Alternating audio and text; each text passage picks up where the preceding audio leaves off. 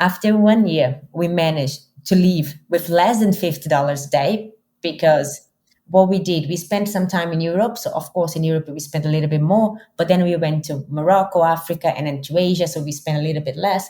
So, and the average, we managed to be $50 a day. And that money stretched for more than 1 year. This is Debbie, and welcome to another episode of The Offbeat Life, where I speak to inspiring individuals who ditched the norm to become location independent. We'll learn how to create sustainable laptop lifestyles from the experts that will help us achieve freedom from our 9 to 5. All right, so we've been talking about landing a remote job for a while now, but the one thing you're probably most curious about is how to learn the online skills you need to land these jobs. I'm not just talking about getting a brief introduction, but learning from actual accredited schools so you can be taken seriously when you apply for these jobs. You've been waiting for a while, and I'm really sorry about that, but I have finally created a whole page listing the best courses to take, from teaching English online to becoming a freelance writer and so much more, all from trusted sources that will get you that remote job. So if you're ready and serious to take the next step, then visit theoffbeatlife.com/learn online skills to get started. Again, you can visit theoffbeatlife.com/learn online skills to get started. On this episode, I'm really excited to speak with Natalie, who, along with her husband Rob, decided to swap the traditional marriage life for an endless adventure around the world. In 2014, they sold everything to become full-time travelers and content creators. So far, they visited over 50 countries and have no plans to stop. Love and Road is their life project, which is a travel blog packed with inspiring travel tips and a unique way to explore the world, discover new cultures, and meet new people. So listen on to find out how they've made it their mission to inspire people to travel more. Hey everyone, thank you so much for being here. I am really excited to speak with my guest today. I'm here with Natalie. Hey Natalie, how are you? Hello, Deb. I'm fine. I'm so happy to be here. Thank you so much for having us here. As I said, just me. My partner is not today, but I'm so used to talk about us. So very, very happy to share a story and talk and chat. Yeah. Before we did the interview, I was talking to Nat, and I was like, I'm so jealous. She told me she's in Brazil. It's summer there right now. And I'm like, I'm in up east, up north, and it's cold. So I'm like, I'm super jealous of you. I'm like in my sweater, and Natalie's all nice and comfortable. Yeah, I can't complain. It's about, I think, 30, 32 Celsius degrees here in Brazil. Oh, nice. It's middle of the afternoon. The sun is shining. Yeah, people will be jealous about me. Sorry, guys. So sorry. That is amazing. We love that. But we're happy for you, whatever, Natalie. Someone needs to enjoy the summer. Exactly. So Nat, can you tell us about you and why you live an offbeat life? Well, I'm Natalie. I'm a journalist. I'm 38 years old and I'm Brazilian. So now I'm at home. After 2 years far away, I'm at home. And I have always been passionate about traveling. And back in 2013, me and my husband, we were kind of the same story. We were kind of fed up of our normal day-to-day life. It was a good life. We couldn't complain. Everything was fine. We had our house, a car, but something was missing. And we decided to travel. And I was very naive at that time. I thought, okay, I'm a journalist. I can write. Boom, I'll be a travel blogger. And things will happen. And so that's how we started. Then we became Love and Road. That's our brand. And that was one of the best things I have done in my entire life. I have worked a lot. I have done a lot of things, but being able to travel the world, be free to work from everywhere, that was the best decision ever. It wasn't easy though. I was very naive. I thought it would be easier to make money, to travel, to get all the visas and paperwork and blah, blah, blah. But it was the best decision. And but now we are back at home because of COVID, pandemic and everything. And we were 2 years far from home. So we decided to settle a little bit in Brazil to enjoy summer and family. So here I am. Doesn't sound too bad to me, and I'm sure a lot of people too. I'm like, oh, Brazil in the summer, it's so nice. So now you mentioned that you were a bit naive when you first started out in the journey of starting your travel blog. What are some of the misconceptions that you had about this whole process that kind of either surprised you, took you back, and really allowed you to learn as much as you can, even though maybe it was something that was a bit difficult to learn? Well, first of all, I thought like I'm a journalist. I have been working in the field for a long time. So I thought I know how to write. I know how to tell stories. I will write. I will press enter, publish, and boom, people will read. No, it's not like that. That time back in 2013, digital marketing, the SEO, everything was still very, very new, especially for Brazilians. Like we didn't have much resource of information, even about traveling, being nomadic or doing house sittings. That was something that we did in the start of our worldwide trip. So all the information I had to find in bloggers from US or Canada. A lot of source came from Canada. So that was very we knew it was possible, but we didn't have any real example that we could follow in our surroundings or in our country at that time. So that was one of the first things. And then I thought, okay, I'm brave, I can do it. But that was hard because when you don't have much information, you have to dig until you find good resource, and then we start growing. That was the first thing. And then the second was, I'm a Brazilian, I speak Portuguese. And at that time, Brazilian market for blogging was still very, very small. Like not much people Mhm. doing it. So like, okay, let's venture ourselves in the English speaking world. So we start our travel blog in English too. So we do bilingual. So those little things that no one told me how it would be, and we had to learn on the way. So I'm so grateful for podcasts, YouTube videos, all the people we met on the road, because we learned so much. If it weren't for all the source, like Love and Road wouldn't make 7 years. Well, it is. It's a really long journey, and I think that is a misconception for a lot of people that, especially when you're just starting out in this whole process, you think you're going to write, you're going to blog, you're going to create all this content, and then people just start coming through, and you're going to make a ton of money, and then it's just happily ever after. Because that is what we see. That's what we see online. That's what we see on social media. People just leaving their jobs, and then all of a sudden they just make a ton of money. But it's a long road ahead. And that's why I think a lot of people want it, but very few people actually achieve it because there is so much work in the middle of it, right? And even now, how long has it been? Like over 7 years for you and your husband, you've been doing this. And I'm sure there's still a lot of things that you're learning every day. And, that's another thing I'm really curious about. How has that changed for you from the beginning to now? Has there been really big changes for you? Did you have to pivot, especially during the pandemic, your business? Well, it has been a learning process since the beginning, and I think we'll never stop. Our business is based on something that we don't control: internet, social media. So that's like changing all the time. So it's amazing for one side because we are always learning, but also it's scary because it's like, oof, what's coming next? And then, as I said, pandemic, like we didn't shift that much. I'm still blogging, and we're still keeping Love and Road online. Of course, we're not traveling as much, especially because we got the peak of the pandemic in Italy. So we were locked in Italy for 1 year. Oh, wow. That was very, very tough. So no travel whatsoever during 2020. And then last year we managed to come to Brazil and stay here. So we still like doing very, very little traveling, not international. So that was something that changed a lot. But I'm doing all the backside of the blog. So I'm going through all the old content, updating, doing a really nice check on the SEO, working a lot on things that you keep postponing when you are on the road traveling. And new opportunities come up to us as well. Thanks for our contacts and network. So we still work with content creation, but now I'm working with some clients here in Brazil too, towards tourism, others not. So we shift a little bit, but Love and Roads is still alive, and I can't wait to go internationally again and start traveling again. Yeah, and I think, things are starting to change. Hopefully in the next year or two, things will be even more better for travel for all of us.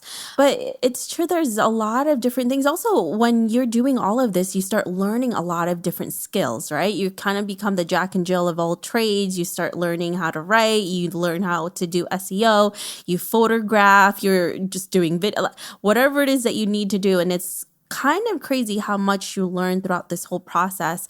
And I kind of want to go back in the beginning of this, when you and your husband, you kind of took your life and you decided to travel and do all of this, right? And it's a completely different life now for the both of you.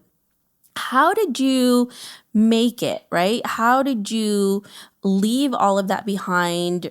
Maybe I don't know if your husband left his job. How did you create income while you were on the road, while you were still building your blog? Well, one first thing, we are really organized, and I think that's something that helped a lot since the start.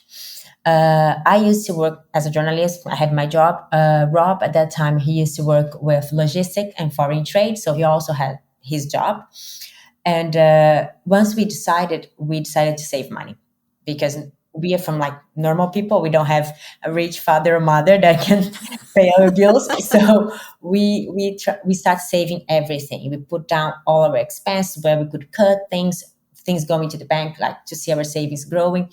I start selling our stuff. So once we decide that we are going for good, no point to keep things on the shelf. So I start like selling clothes, furniture. I did two big bazaars, like garage bazaars in our house with price tags and every item.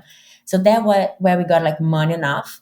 And at that time, I was reading a book, a quite old book, but really good one, that is from Nomadic Matt, How to Travel $50 a Day. And that's really interesting because that gave me a perspective of like how much I can spend while traveling abroad. I have traveled abroad before. I lived for 2 years in Ireland, in Dublin, but then I had my job. I was studying, so it was a complete different thing. Now I was going full nomadic, and I need to have an idea how to manage my expense. So that book was really good, and that gave us a goal to save enough money for 1 year. If we could live for 1 year for $50 a day, each of us, including everything, we could last on the road for 1 year, and then we could have 1 year to make our business something profitable. That was the main. That was the plan. What happened? We managed to get the money to save the money a little bit more. In fact, after 1 year, we managed to live with less than $50 a day because what we did, we spent some time in Europe. So of course, in Europe we spent a little bit more, but then we went to Morocco, Africa, and then to Asia. So we spent a little bit less. So and the average, we managed to be $50 a day, and that money stretched for more than 1 year. On the other hand, it took us one more than a year to make our a proper income from the blog. I would say that we start seeing some money coming from affiliate marketing and from like some sponsorships in the after 6 months of our blog. But to say that it was paying the bills, it was 1 year and a half. No doubt. Before that, we were still like having our savings. And the only thing we kept here in Brazil was our house. So we rented. We had the rent coming every month. But if you think about currency, our currency in Brazil, it's like nothing comparing to US dollars or euro. So once we are there, it's like, okay, it pays like a dinner. But once we were in Asia, for example, in Vietnam or in another country, our rent helped us to keep going. So it was a lot of planning from money, like how we could save money, how we would spend our money, how we would invest in our business, and also planning the route because we had the freedom of go everywhere. Well, depending on visas, of course, but we had this freedom. But this freedom also we need to think about, okay, if I stay too long in Europe, my money is going too fast. So we had to plan wisely where to go. So we left Brazil, arrived in Europe, in Spain, and went and started like traveling towards Asia. So we started in April and arrived in Asia by November. That was the first year route, let's say. Oh, wow. Well, it seems, well, you're very strategic. You and your husband are very strategic, and you mentioned you're very organized. And it seems to be that really the location absolutely matters for all of this. And we all know this. You can't live $50 a day obviously here in New York City. That's just impossible if you're a tourist, but you can definitely do that in Southeast Asia, parts maybe of Eastern Europe, certain parts of Latin America, and even, Africa. And so I love that you were able to do all of this. And in some places you were able to live for less than $50 a day, which is mind boggling. I'm like, oh my gosh, how do you do that? Like for in New York City, that's, almost impossible, but So but you were both able to do that, and now you're doing this for a long period of time, and obviously you've learned so much from it. So what would you say has been the most challenging thing for the both of you when you were traveling together as a couple and on the road, and constantly being on the road when you were doing that? well, the first thing was, of course, the financial side, because we couldn't live for $50 a day for the whole life. So once we need to Mhm. make the money come in more and more, so we could live and spend more, because we choose this lifestyle to be happy and to experiment the world, to do experiences. So when you are on a super tight budget, you need to give up on things, and that's manageable for a period. And then we want to leave because we are used to the things. Okay, we are talking back in 2014 when things were cheaper. But anyway, so the stress of making our business happen and get money was one thing that it didn't hit us hard, but was the first time that we were working together. So we were traveling together, living together, working together 24/7, and that's That's a quite, lot. yeah, that's quite intense. That's quite, I always say that is like, I think we did something right because we're still alive and together. Yep, exactly. And through the pandemic, you're Oh, still yeah. together. Yeah, that's true. So that was the two biggest challenge. The also work, like getting to learn things, but that's not as a challenge, but that's like fulfilling us. It gives you the energy to go there and, okay, I want to learn, I want to do more, I want to be better. But living 24/7 and being able to grow our savings wasn't too many things that we had to deal with on the first years of traveling. And then later we kind of got used to it. So we start like doing trips alone, going solo once in a while, holidays from each other. It's good that he's not here now.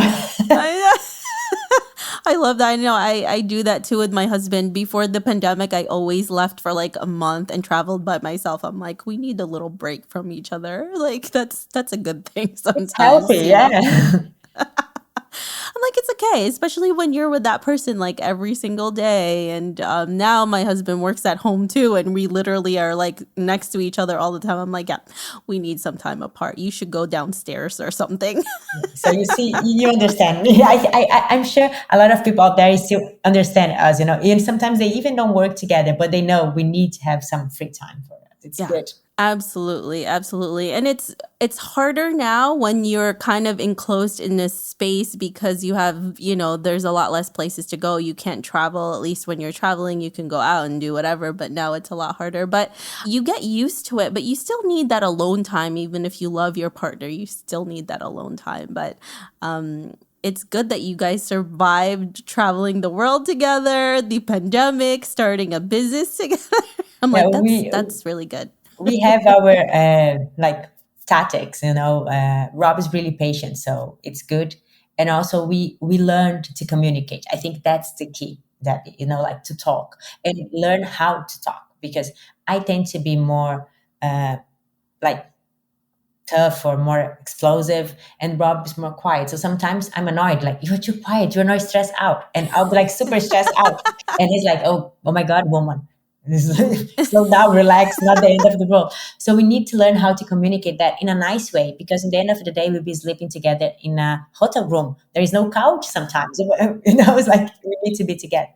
So communicating was like the key for success. I believe in that.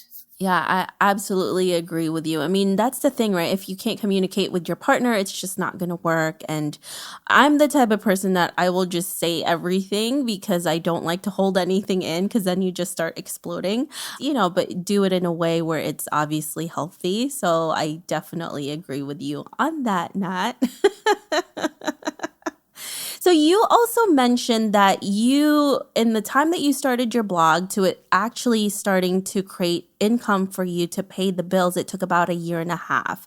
What did you do to get to that point to really make that blog from a hobby into an actual business for both of you? Well, I think the turning point, like since we started like thinking it was a business. Like we thought, okay, that's what we're gonna do for life, and that's how we're gonna have money enough to be nomadic. But we didn't know about SEO at that time.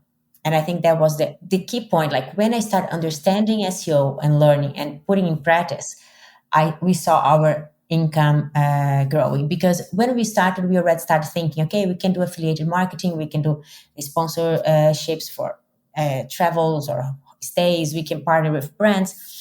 But you have two problems. We had two problems. We didn't have the numbers, the metrics, like we didn't have much readers, or social media was like still in the beginning, and we didn't have many followers.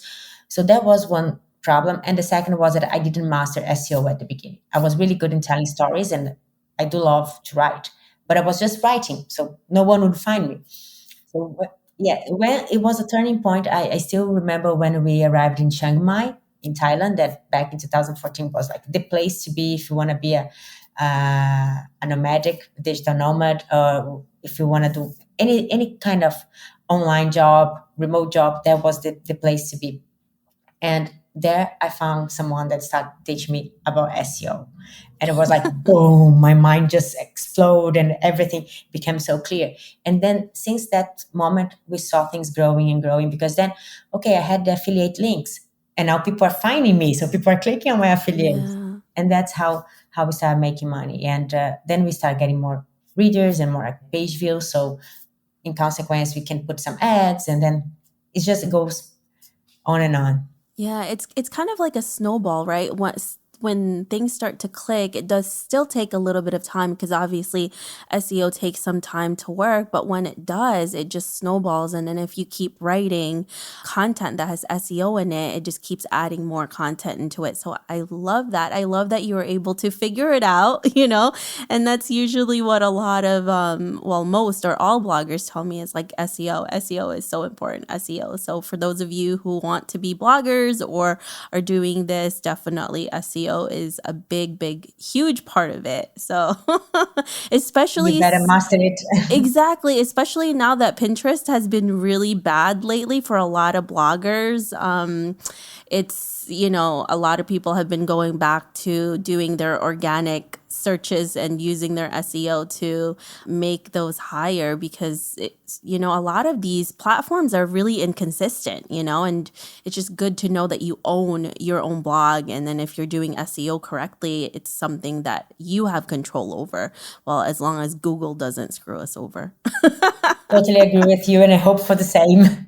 I know. I'm like, please, crossing fingers. So now let's talk about the types of income that you're actually making from your travel blog. I know you mentioned a few of them. Can you take us a little more further into how you're creating income from that and the different types of income streams that you're doing?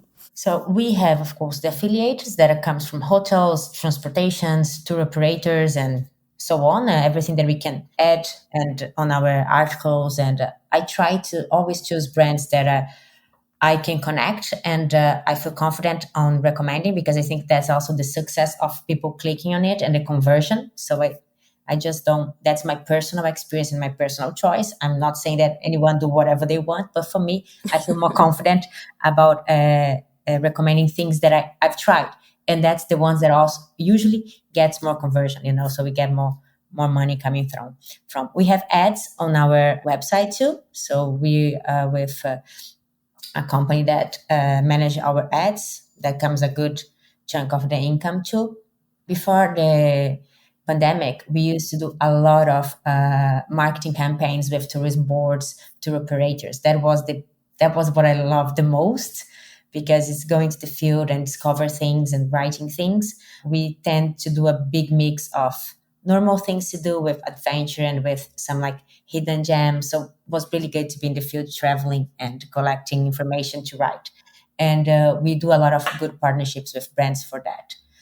we also, then it's Rob's work, but he does all the photography and videography. So he sells all his photos and videos too. So that's another way that we get money from. And we have done for a while. I had some brands that I help them doing SEO for their websites and do the marketing, the digital marketing campaign, brainstorm ideas, and developing campaigns for them that will be not linked with Love and Road, but we use our expertise to help them to work better with their brands. So that's roughly a lot of things. Yeah, well, I mean, that's really how you keep afloat with all of this, right? When you start a blog, you start any of this stuff, you really have to have different streams of income, and I love that. And you have all of these active and passive income, and I love doing passive income, especially affiliates. You mentioned that, and you have a lot of companies that you work with, because really you do a lot of the work, and once you finish the work, it just keeps paying on its own. And I don't know if you've heard of this company, Natalie, but one of my partners and sponsor is actually a company called Travel Payouts. And they're actually one of the largest affiliate platforms that's specifically for travel creators like Natalie here.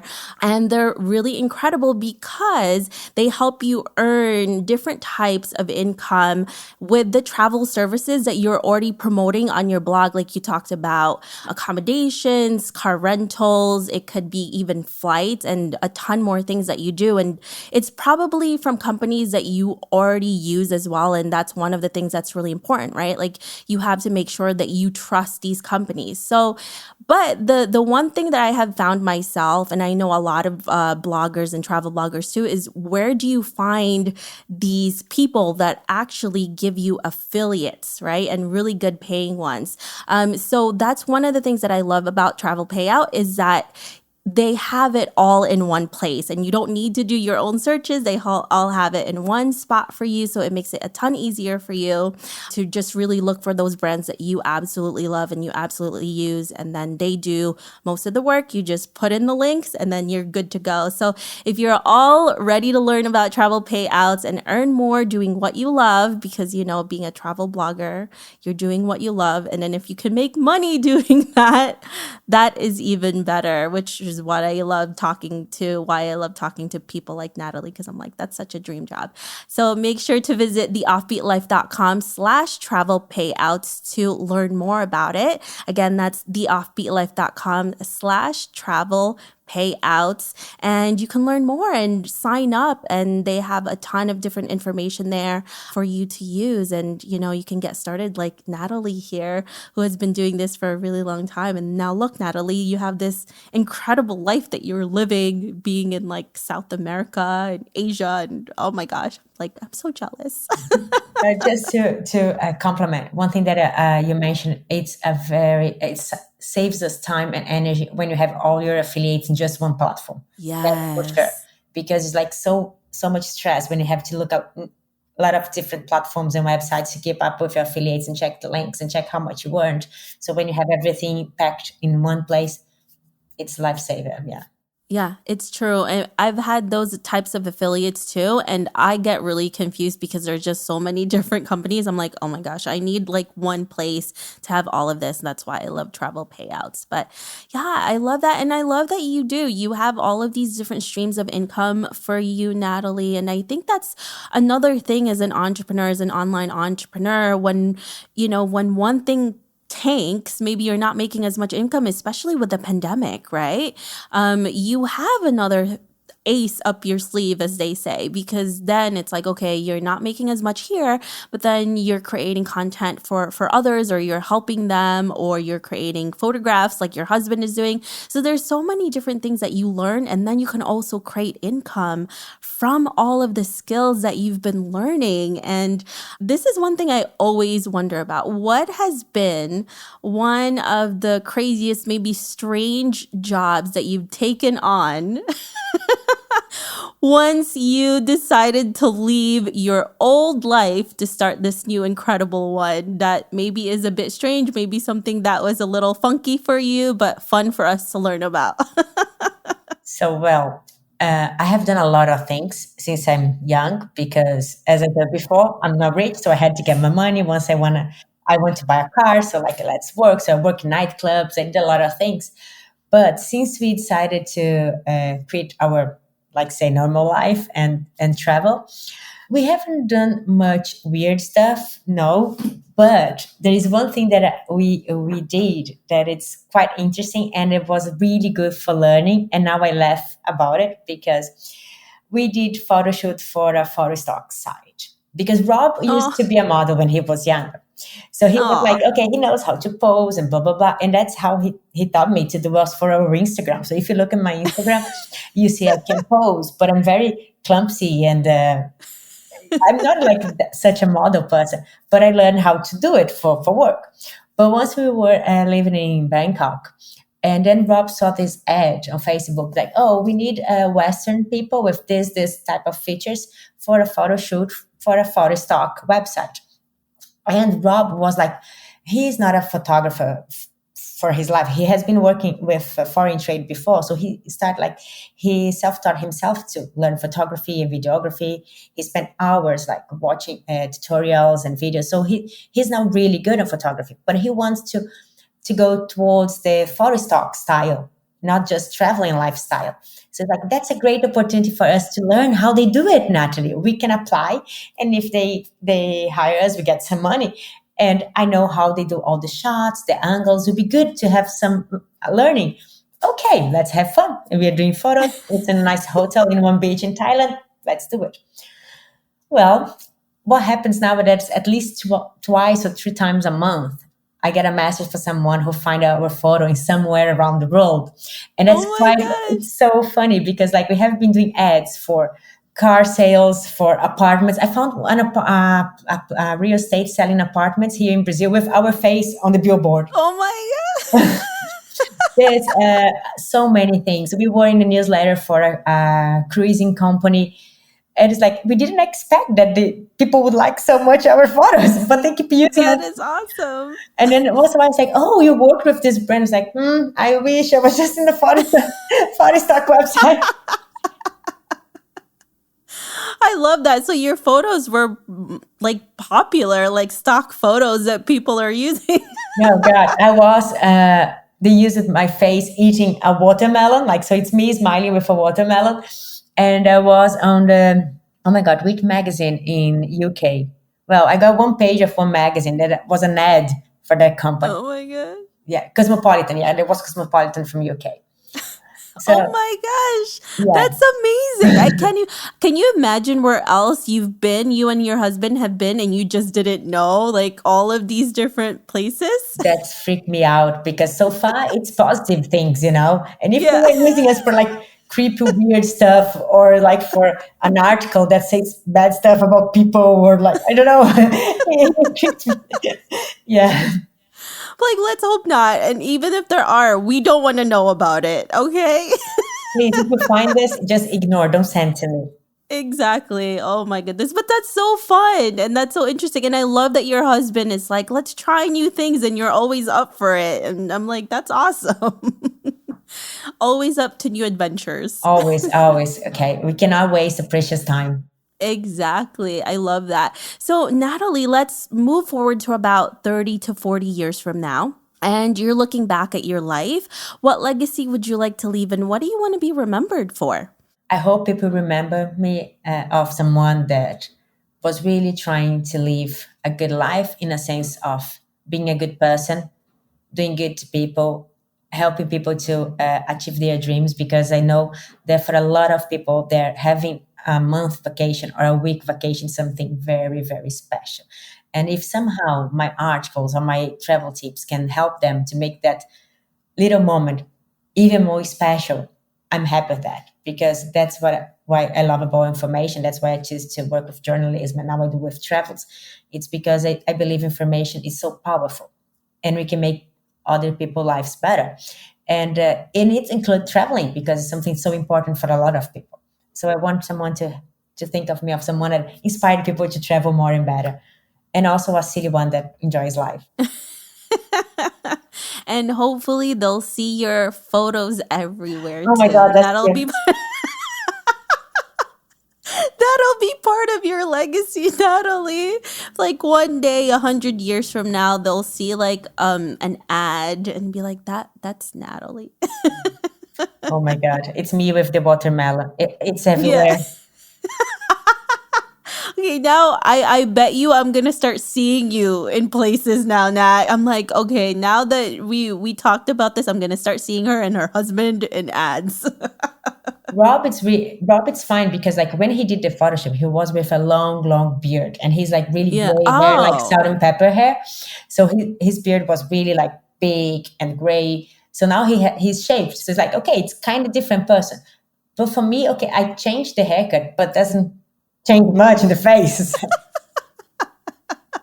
He was incognito. Nobody knew, but you. No one can forget your face. It's like it's out there, but it's good. Hopefully, it's all positive. It's all good, right? Fingers crossed. I love that. Well, thank you so much, Nat, for being here with us. We really appreciate you sharing your journey with us. It's been so much fun. If our listeners want to learn more about you, where can they find you? Thank you for having us here, me here. It was a pleasure to talk and laugh and share a little bit of our story. People can find us on loveandroad.com and Love and Road everywhere. Instagram at Love and Road, Facebook, Love and Road, Twitter at Love and Road. So that's the brand.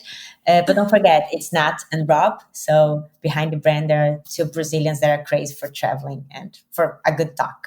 I love that. We will definitely, and I love that you have Love and Road everywhere. That's your thing. So it makes it a lot easier for us to find you too. So that's good branding right there. Yeah, another tip. Thank you, Nat. We really appreciate you. Thank you. Hope to talk to you soon. I hope you enjoyed this interview with Natalie. Make sure to visit theoffbeatlife.com. Again, that's theoffbeatlife.com to get the extended interview where she shares how to get started with bilingual blogging. Hey friend, have you been wanting to start a podcast? I know it can be overwhelming in the beginning. Believe me, I have been there.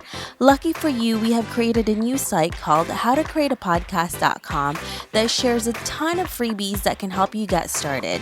From launching, growing to monetizing, we share it all in one place. Visit howtocreateapodcast.com for more information. Hey listeners, thank you for listening to this episode, and I'm so thankful for your support. I would love to hear your thoughts on this episode and get suggestions on guests, topics we can discuss, and so much more. Feel free to reach out at hello@theoffbeatlife.com and let me know what you'd like to hear. If you like the show, don't forget to give us some love and review on iTunes. Thank you again for being a part of this journey, and I can't wait to hear how your location independent story will unfold.